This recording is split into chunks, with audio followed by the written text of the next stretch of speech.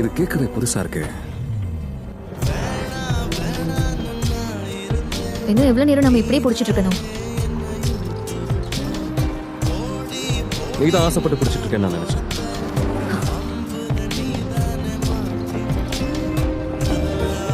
நமக்குள்ள போட்டுட்டீங்களா மாற்ற முடியாது. நீ சரியான அரக்க.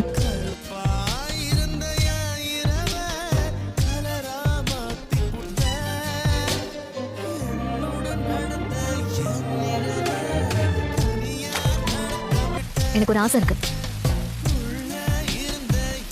நீ என்ன லவ் பண்ணணும்னு நான் விரும்புறேன்.